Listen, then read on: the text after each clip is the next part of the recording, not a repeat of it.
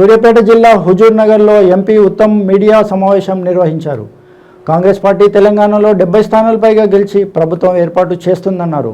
ఉమ్మడి నల్గొండ జిల్లాలో 12 స్థానాలకు గాను 12 స్థానాలు కాంగ్రెస్ పార్టీ గెలుస్తుందని అన్నారు. కోదాడ హుజూర్ నగర్ నియోజకవర్గంలో 50,000 మెజారిటీతో గెలుస్తామని అన్నారు. ప్రభుత్వం మీద వ్యతిరేకత ఉందని, అలాగే ఎమ్మెల్యేల మీద వ్యతిరేకత ఉందని, తెలంగాణ రాష్ట్ర ప్రజలు కేసీఆర్ ప్రభుత్వాన్ని ఓడించాలని చూస్తున్నారని అన్నారు. తెలంగాణ ప్రభుత్వం ఏ హామీలు అయితే ఇచ్చారో వాటిని నెరవేర్చలేదని, నిరుద్యోగ భృతి 2018లో ప్రకటించి 4.5 సంవత్సరాలుగా ఇవ్వకుండా జాప్యం చేశారని అన్నారు. దళితులకు, గిరిజనులకు 3 ఎకరాల భూమిని ఇస్తామని మోసం చేసిందని అన్నారు. వైన్ షాప్ ఓనర్స్ వచ్చి చెప్పిన 90 అని చెప్పి నేను మా నుంచి ఎమ్మెల్యే పైసలు వసూలు చేస్తున్నారు.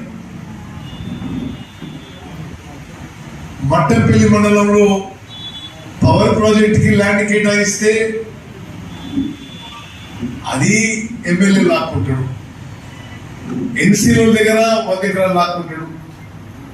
మీరందరూ మీ కళ్ళ ముందు ఈ సాయిబాబా థియేటర్ పక్కన 5,100 గజాలు నేను ఎమ్మెల్యే ఉన్నాక మంత్రి జగదీష్ వచ్చి ఇంటిగ్రేటెడ్ మార్కెట్, వెజిటబుల్ మార్కెట్ కి శంకుస్థాపన ఇచ్చిండు. ఆ స్టోన్ అట్టే ఉంది. మరి నేను ఎమ్మెల్యే దిగిపోయాక ఆ ల్యాండ్ అన్యాక్రాంత పెట్టలేదు. ఇంటిగ్రేటెడ్ మార్కెట్ రిసీవ్ చేస్తారు. సోమిరెడ్డితో ఎవరు కుంభకేంద్రు విపిఆర్ లేఅవుట్ లో 2,000 గజాలు. ఇంకెక్కడ మీకు ఎందుకు చెప్తున్నారంటే మీ అందరూ కూడా జాగ్రత్త ఆలోచన చేసుకోండి. ఎందుకంటే మీ అందరికి సంబంధించిన విషయం. వాళ్ళు గుర్తు తెచ్చుకుంటున్న ఈరోజు ఏ ప్రామిస్ ఇస్తూ, ఏ హామీలతోని టిఆర్ఎస్ మొదటిసారి అధికారంలో వచ్చిందండి. ఏవో ఫ్లాగ్షిప్ ప్రోగ్రామ్స్. దళిత ముఖ్యమంత్రి అన్నారు. ముఖ్యమంత్రి కాదు కదా, ఆ రోజు ఒక మాది దళిత ఉప ముఖ్యమంత్రి చేసి ఈ రోజు టికెట్ కూడా మీకేసి ఒక్క మాదిగా కూడా క్యాబినెట్ లో లేడు. తెలంగాణలో అతిపెద్ద సామాజిక వర్గం మాదిగా. ఒక్క మాది కూడా మంత్రిగా లేడు. ఇంకో పెద్ద సామాజిక వర్గం ముదిరాజు. ఒక్క ముదిరాజు కూడా 119లో టిఆర్ఎస్ టికెట్ ఇవ్వలేదు. మొత్తం రాష్ట్రంలో ముస్లింలకు ఇచ్చిన టికెట్లు 3. వైన్ షాప్ ఓనర్స్ వచ్చి చెప్పిన 90 అని చెప్పి నేను మా నుంచి ఎమ్మెల్యే పైసలు వసూలు చేస్తున్నారు. మట్టంపల్లి మండలంలో పవర్ ప్రాజెక్ట్ కి ల్యాండ్ కేటాయిస్తే అది ఎమ్మెల్యే లాక్కుంటాడు. ఎన్సీలో దగ్గర 100 ఎకరాలు లాక్కుంటాడు. మీరందరూ మీ కళ్ళ ముందు ఈ సాయిబాబా థియేటర్ పక్కన 5,100 గజాలు నేను ఎమ్మెల్యే ఉన్నాక మంత్రి జగదీష్ వచ్చి ఇంటిగ్రేటెడ్ మార్కెట్, వెజిటబుల్ మార్కెట్ కి శంకుస్థాపన ఇచ్చిండు. ఆ స్టోన్ అట్టే ఉంది. మరి నేను ఎమ్మెల్యే దిగిపోయాక ఆ ల్యాండ్ అన్యాక్రాంత పెట్టలేదు. ఇంటిగ్రేటెడ్ మార్కెట్ రిసీవ్ చేస్తారు.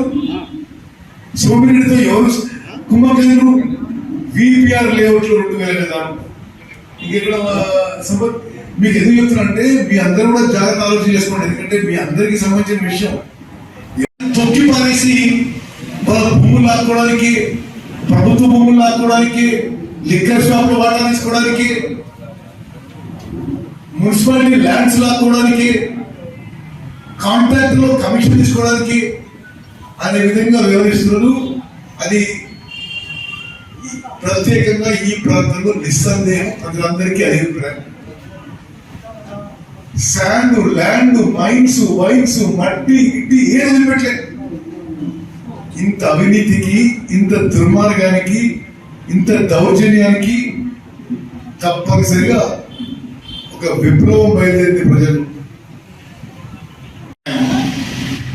ఇది మాదిగలు గుర్తుపెట్టుకోవాలి, ముస్లింలు గుర్తుపెట్టుకోవాలి, ముదిరాజు గుర్తుపెట్టుకోవాలి అని చెప్పి మేము సరిగ్గా విజ్ఞప్తి చేస్తున్నాం. ఒక్కటి మీరు ఆలోచన చేయండి. మీరందరూ కూడా సుదీర్ఘకాలం ఇలా ఉన్నారు జర్నలిజంలో. ఏ ప్రామిసెస్ తోని, ఏ హామీలతోని టిఆర్ఎస్ అధికారం వచ్చింది. దళిత ముఖ్యమంత్రి అన్నారు.